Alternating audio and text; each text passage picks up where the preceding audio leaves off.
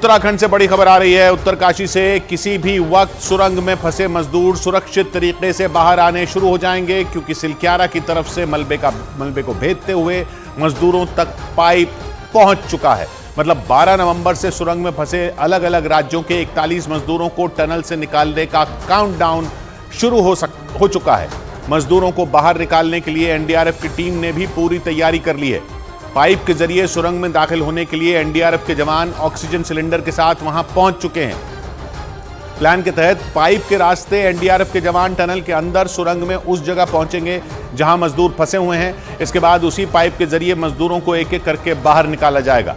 सुरंग से मजदूरों के बाहर आने के बाद फौरन उन्हें अस्पताल ले जाया जाएगा, जिसके लिए वहां बड़ी संख्या में एम्बुलेंस तैनात है। उत्तरकाशी और देहरादून के अस्पतालों के साथ ऋषिकेश एम्स को भी अलर्ट पर रखा गया है। प्रियंका कांडपाल वहीं से हमारे साथ जुड़ रही हैं। प्रियंका, तो पाइप अंदर पहुंच चुका है, जो चौड़ा वाला पाइप था वो मजदूरों तक पहुंच चुका है मलबे को भेदते हुए।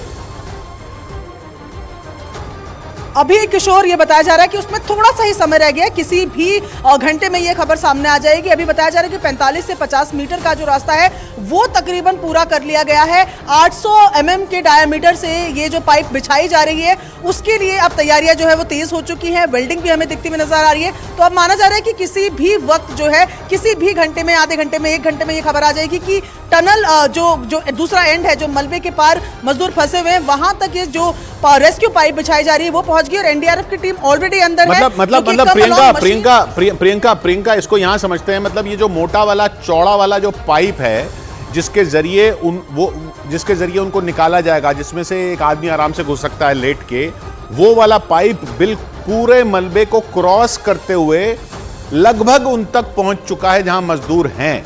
यानी बस कुछ ही देर में वो पाइप वहां से पूरे मलबे को भेद के उन तक पहुंच जाएगा, फिर आर पार देखा जा सकेगा और आर पार लोगों को निकाला जा सकेगा। ये माना जाए ना? जी बिल्कुल। और अब माना जाए तो तकरीबन 7 मीटर की ही तकरीबन की दूरी रह जाएगी, यानी कि एक आखिरी पाइप जिसको लगाना है। देखिए किशोर, ये ना टेलीस्कोपिक मेथड से हुआ है, यानी कि पहले 900 mm के पाइप है बाहर, उसके बाद ये 800 mm के पाइप डाले गए हैं, जिससे कि किसी भी तरीके की डिफिकल्टी ना हो। तो अब ये तकरीबन 7 मीटर का, यानी कि एक और पाइप का खेल रह गया है, जिसकी वेल्डिंग होते हुए हमने देखी है। वेल्डिंग होने के प्रोसेस के बाद थोड़ा सा इंतजार किया जाता है कि वो ठंडा हो और उसके बाद फिर से कटर की मदद से जो ऑगरिंग है उसको शुरू किया जाता है। तो बस अब किसी भी वक्त ये खबर आ सकती है कि फाइनल पाइप डल गया है और मजदूरों को अब आर पार देखा जा रहा है। मतलब ये जो एक लंबा पाइप हम मान रहे हैं, ये अलग अलग टुकड़े जोड़ के आगे बढ़ाया जा रहा है। मतलब एक इतने मीटर का पाइप है, वो पहले अंदर घुसाया, फिर उसके पीछे वेल्डिंग की और पाइप अंदर घुसाया, उसके पीछे वेल्डिंग की और पाइप अंदर घुसाया। ऐसे करते करते पूरा मलबा क्रॉस किया जा रहा है। और अब आप कह रहे हैं आखिरी टुकड़ा जो है, आखिरी टुकड़ा 7 मीटर लंबा है। 7 मीटर लंबा अब वो वेल्ड हो गया है, और वेल्ड होने के बाद वो ठंडा करके जब वेल्डिंग ठंडी हो जाएगी उसको भी अंदर धकेला जाएगा। ये समझ में आ रहा है ना? ये सही है? जी बिल्कुल। अभी बिल्कुल जी, यही अभी तक माना जा रहा है, क्योंकि वेल्डिंग की चिंगारियां हमने कुछ देर पहले यहाँ पर देखी थी, जो अभी भी बहुत जूम करने पर हमें दिख रही हैं। तो वेल्डिंग की प्रोसेस माना जा रहा है कि चल रही है, और साफ तौर पे एक्सपर्ट्स का कहना है कि हम कोई जल्दबाजी नहीं कर रहे हैं। हमारी मशीन्स बहुत वेट बेरिंग है, लेकिन हम कोई जोर उस पर नहीं डालना चाह रहे, क्योंकि अब ऑलमोस्ट आखिरी फेज में है, तो किसी तरीके की गलती की कोई गुंजाइश नहीं है। बेहद आराम से आगे की तरफ बढ़ रहे हैं, पर वो दूरी जो है अब तकरीबन इतनी ही रहेगी, यानी कि एक पाइप और डलेगा और उसके बाद ये माना जाएगा कि अब हम पहुंच गए हैं। उसके बाद का प्रोसेस थोड़ा सा लंबा होता है, क्योंकि एनडीआरएफ की टीम पहले अंदर जाएगी, डॉक्टर्स को अंदर लेकर जाएगी। एक मिनट प्रियंका, तो आप कह रही हैं कि आखिरी टुकड़ा जो है पाइप का वो रह गया है, वो बस धकेला जाएगा तो पाइप आर पार हो जाएगा। अब जब पाइप आर पार हो जाएगा उसके बाद उधर से मजदूर नहीं खींचे जाएंगे, इधर से पहले जवान जाएंगे बाहर से। जी बिल्कुल। यहाँ से एनडीआरएफ के 2 जवान, उनके साथ एक डॉक्टर क्रॉल करते हुए घुटने के बल इस जगह से जाएंगे, और सबसे पहले डॉक्टर ये देखेंगे कि किस मजदूर को सबसे पहले जरूरत है वहां से रेस्क्यू करने की, उस हिसाब से उसको लाया जाएगा। और ये क्रॉलिंग करके नहीं लाए जाएंगे मजदूर, जो है एक स्ट्रेचर्स है जो एसडीआरएफ और एनडीआरएफ के पास, उनमें छोटे छोटे व्हील लगे होते हैं, तो उनको लीवर और पुली का एक मशीन से यहाँ पर होती है, तो उनको उस तरीके से खींचा जाएगा। यानी कि मजदूरों में क्या इतनी शक्ति है भी कि वो क्रॉल करके आए या ना आए, इसी वजह से स्ट्रेचर के व्हील वाले स्ट्रेचर्स जो है, छोटे छोटे ये स्ट्रेचर्स होते हैं, उनमें लिटा के उनको रस्सी की मदद से दूसरी ओर खींचा जाएगा। यानी एक स्ट्रेचर जिसमें पहिए लगे हैं, वो लेके ये जवान जाएंगे दूसरी तरफ जहां वो फंसे हुए हैं वहां उनको लेटा लेटा के पहियों से स्ट्रेचर खींच के इनको बाहर निकाला जाएगा, क्योंकि उनमें शायद इतनी जान भी ना हो और वैसे भी काफ़ी लंबा पूरा पाइप हो गया है वो, उसमें से घिसटते हुए लेटे हुई हालत में आना शायद मुश्किल हो, तो उनको स्ट्रेचर पर लेटाकर पहिए हैं उस स्ट्रेचर पे और उस स्ट्रेचर को खींचा जाएगा। ये कब शुरू होगा? बस कुछ ही देर में। जी बिल्कुल, क्योंकि ये जो मशीन ऑगरिंग मशीन है वो काम करती जाती है और पीछे को मलबा फेंकती जाती है। तो अभी ये चैलेंज रहेगा कि 57 मीटर का जो पूरा रास्ता है वो सुरंग पूरी खाली हो जाए, वो मलबा भी जो लगातार कट होके पत्थर या मलबे को काट काट के जो मशीन आगे बढ़ रही है उस मलबे को भी पूरा खाली करना होगा। अच्छा, इसलिए हम कह रहे हैं कि एक बार वहां पर पाइप पहुंच जाए तो उसके बाद भी समय लगेगा, थोड़ा समय वहां भी लगेगा, वो मलबा भी साफ करना होगा, उसके बाद एनडीआरएफ और डॉक्टर्स वहां पर सबसे पहले पहुंचेंगे। हाँ, तो ये एक बड़ी अहम बात प्रियंका ने बताई कि ये मशीन जो है, ये जब आप पाइप अंदर धकेल रहे हैं तो मलबा उधर उस तरफ नहीं जा रहा है जहां मजदूर हैं, ये मलबा पीछे खींचती हुई जा रही है मशीन। मतलब पाइप अंदर जाता है, मलबा पीछे की तरफ से बाहर आता है, यानी वो जब पाइप अंदर जाता है तो जिस मलबे को काटता है वो दूसरी तरफ मजदूरों की तरफ नहीं गिरेगा, वो इधर बाहर की तरफ गिर रहा है। यही है ना प्रियंका? जी जी जी जी, ये ऑगरिंग मशीन इसी तरीके से डिजाइन की जाती हैं और इसी तरीके से इसीलिए इनका इस्तेमाल यहाँ पर किया जा रहा है, क्योंकि आगे की तरफ और लोड ना बढ़े, पीछे की तरफ ये मलबा फेंकती हैं। तो ऐसे में सुरंग आप मानिए कि पाइप टू पाइप जोड़े हुए 6-6 मीटर के एक पाइप है, तो मलबा पीछे की तरफ जाता जा रहा है। तो ये भी एक चैलेंज है कि उसको भी साफ करना है ताकि एनडीआरएफ के लिए भी रूट बने। और एनडीआरएफ की तैयारी, ये जो ऑक्सीजन सिलेंडर्स हैं, ये जो स्ट्रेचर्स लेकर वो पहुंचे, जो रस्सियां लेकर पहुंचे, इसीलिए पहुंचे क्योंकि इन तीनों का ही इस्तेमाल फेज 1 में ही हो जाएगा। जैसे ही एनडीआरएफ के जो जवान है वो अंदर जाएंगे, वो ऑक्सीजन सिलेंडर लेकर जाएंगे, रोप की मदद से उस स्ट्रेचर को बांधेंगे और एक एक करके मजदूरों को वहां से दूसरी तरफ लेकर आएंगे। किशोर, अच्छा, ये कितना लंबा हो गया पूरा पाइप? टुकड़े जोड़ जोड़ के 6-6 मीटर के टुकड़े जोड़ जोड़ के उसको अंदर धकेला जा रहा है, तो कितना लंबा हो गया यहां से लेकर वहां तक? जी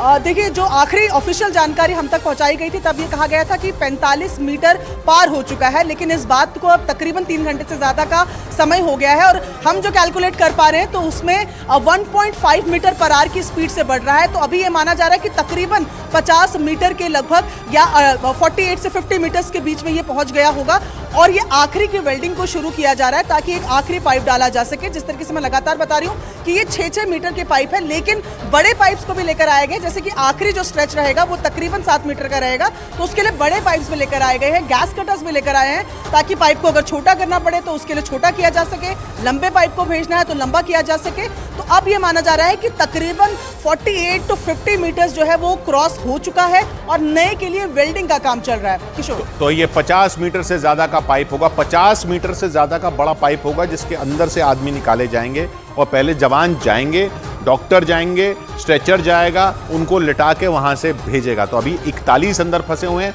और वो जब पाइप पूरा बन जाएगा तो वो दो तीन लोग यहाँ से और जो जाएंगे वो 44 लोग हो जाएंगे, फिर वो एक एक करके 44 लोग वापस आएंगे। प्रियंका, बने रहिए आप हमारे साथ। ये पूरा इसका इंतजार कर रहा, पूरा देश इंतजार कर रहा है। मजदूरों की तबीयत खराब होने पर उन्हें एयरलिफ्ट करने का भी इंतजाम किया गया है। मतलब 11 दिन से सुरंग में फंसे मजदूरों को सुरक्षित बाहर निकालने की पूरी तैयारी की जा चुकी है। कभी भी वो निकल सकते हैं, किसी भी वक्त टनल से मजदूर बाहर आने शुरू हो जाएंगे, जिसके लिए सिलक्यारा की तरफ से मलबे को हटाने का काम युद्ध स्तर पर चलाया जा रहा है। ये वही जगह है जहां यमुनोत्री हाईवे पर बन रही सुरंग का एक हिस्सा इसी महीने की 12 तारीख को अचानक धंस गया था, जिससे वहां काम करने वाले 41 मजदूर फंस गए थे।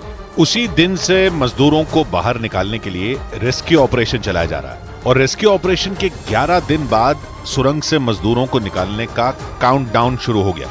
इस बात की तस्दीक रेस्क्यू ऑपरेशन में जुटे अधिकारियों ने की, जिसके बाद इस बात की उम्मीद बढ़ गई कि किसी भी वक्त उत्तरकाशी से खुशखबरी आ सकती है, क्योंकि सुरंग में फंसे मजदूरों को निकालने के लिए पिछले कई दिनों से देश की 8 एजेंसियां जी तोड़ मेहनत कर रही हैं।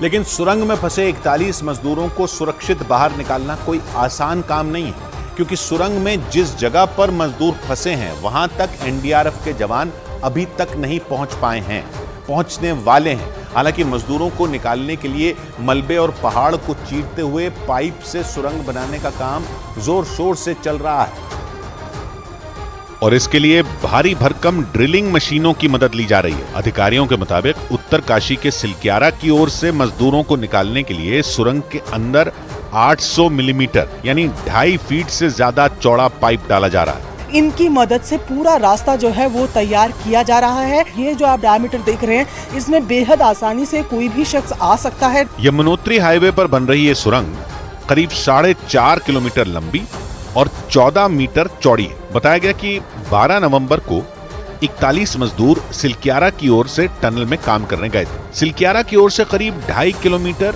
और डंडाल गांव की ओर से 1.5 किलोमीटर से ज्यादा की खुदाई हो चुकी है। बीच में सिर्फ 441 मीटर के हिस्से में काम चल रहा था। उसी दौरान सुरंग में सिलक्यारा की तरफ से 60 मीटर का हिस्सा धंस गया था, जिससे सारे मजदूर सुरंग में करीब आधा किलोमीटर के दायरे में फंस गए। इसीलिए सिलक्यारा की तरफ से मलबे को भेदते हुए पाइप डालने का काम तेजी से चल रहा है और इसीलिए 11 दिन से सुरंग में फंसे 41 मजदूरों के जल्द बाहर निकलने की उम्मीद नजर आ रही है। खबर है कि अमेरिकी ऑगर मशीन से सिलक्यारा की तरफ से टनल के एंट्री पॉइंट से 50 मीटर से ज्यादा दूरी तक ये 2.5 फीट से ज्यादा चौड़ा पाइप धकेला जा चुका है और इसी वजह से रेस्क्यू ऑपरेशन में जुटे अधिकारी बेहद उत्साहित दिखाई दे रहे हैं, क्योंकि अगर प्लान के हिसाब से सब कुछ ठीक तरीके से चलता रहा तो आने वाले कुछ घंटों के अंदर ड्रिलिंग का काम या यूं कहें कि सुरंग में मजदूरों तक पाइप पहुंचाने का काम पूरा हो जाएगा। जो जानकारी दी गई उसके मुताबिक सिलक्यारा की तरफ से टनल के एंट्री पॉइंट से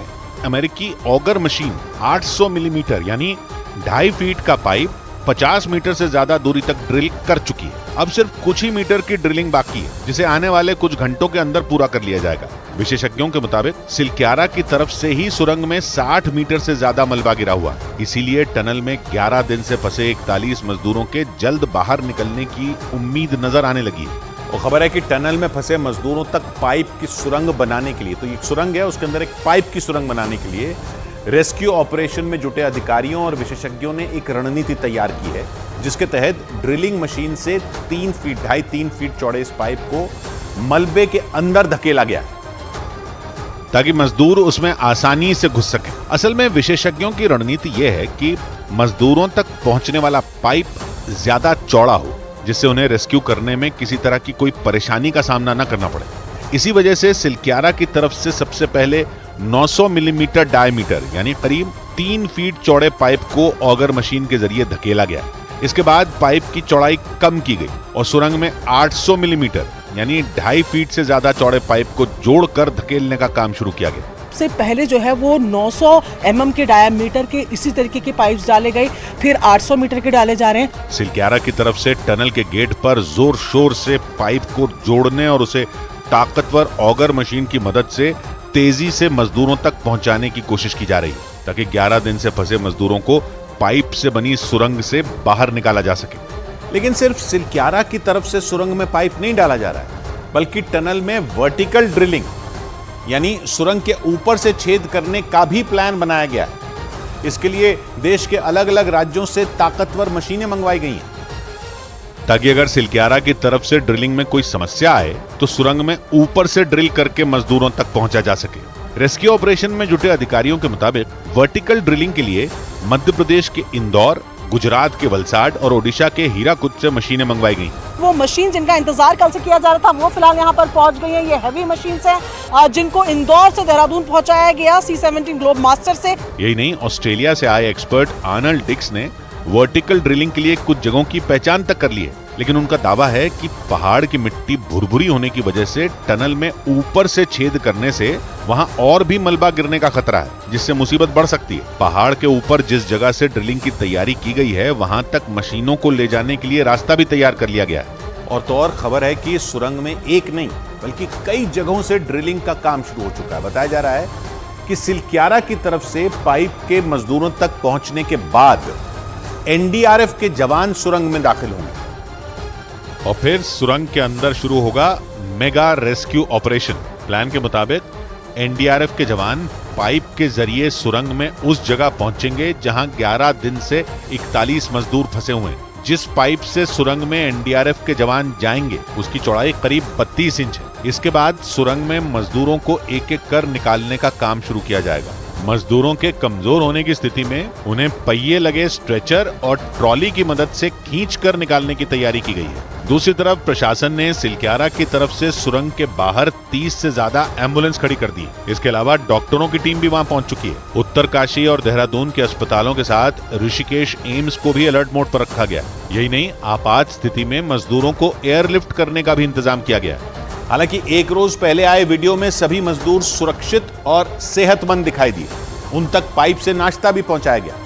एक रोज पहले ही रेस्क्यू टीम ने सिलक्यारा की तरफ से मलबे में छेद कर 6 इंच चौड़ा पाइप मजदूरों तक पहुंचाने में कामयाबी हासिल कर ली थी। वो 6 इंच चौड़ा था और उसी पाइप से उन्हें खाना, फल, जूस और दवाइयां भेजी जा रही। रेस्क्यू ऑपरेशन से जुड़े अधिकारियों के मुताबिक सुबह मजदूरों को पाइप के जरिए नाश्ता भेजा गया। इसके अलावा उन तक टूथब्रश, पेस्ट, तौलिया और कपड़े भी पहुंचाए गए। 6 इंच चौड़ा ये पाइप रेस्क्यू ऑपरेशन के 10वें दिन यानी एक दिन पहले मजदूरों तक पहुंचा, जिसके बाद उस पाइप से सबसे पहले एंडोस्कोप कैमरा अंदर भेजकर सुरंग में फंसे मजदूरों का वीडियो बनाया गया। एंडोस्कोप कैमरा बहुत छोटा कैमरा होता है जिसका इस्तेमाल सर्जरी के दौरान शरीर के अंदर के हिस्सों को देखने के लिए किया जाता है। इसी कैमरे की मदद से अधिकारियों ने टनल में फंसे मजदूरों से बातचीत भी की। इसके बाद पाइप से पहली बार सुरंग में फंसे 41 मजदूरों तक बोतलों में भरकर गर्म खाना पहुंचाया गया। खबर यह भी है कि मजदूरों ने फिर अधिकारियों से नमक वाले खाने की मांग की, जिसके बाद मजदूरों तक रोटी और सब्जी भी पहुंचाई गई। जानकारी यह भी है कि मजदूरों को विटामिन डी की गोलियां भी भेजी गई हैं, क्योंकि पिछले 11 दिन से सुरंग में फंसे होने की वजह से मजदूरों तक सूरज की रोशनी नहीं पहुंच सकी है। यानी मजदूरों को पिछले कई दिनों से धूप ही नसीब नहीं हुई। डॉक्टरों की टीम का कहना है कि धूप नहीं मिलने से मजदूरों में विटामिन डी की कमी हो सकती है। इसीलिए मजदूरों को विटामिन डी की कमी से बचाने के लिए उन्हें विटामिन डी की गोलियां भेजी गई हैं। इसके अलावा विटामिन सी के साथ एंटी डिप्रेशन दवाइयां भी सुरंग में फंसे मजदूरों तक पहुंचाई गई। डॉक्टरों के मुताबिक उनकी काउंसलिंग भी कराई जा रही है और उन्हें हिम्मत बनाए रखने का हौसला दिया जा रहा है, क्योंकि सुरंग में इतने दिनों तक फंसे रहना बेहद तनावपूर्ण है। मजदूरों को सुरंग में डर और घबराहट जैसी परेशानियों का भी सामना करना पड़ रहा होगा। इसीलिए उनकी परिवार वालों से बात करवाई जा रही है। हालांकि 11 दिन बाद भी सभी मजदूर स्वस्थ और सुरक्षित हैं।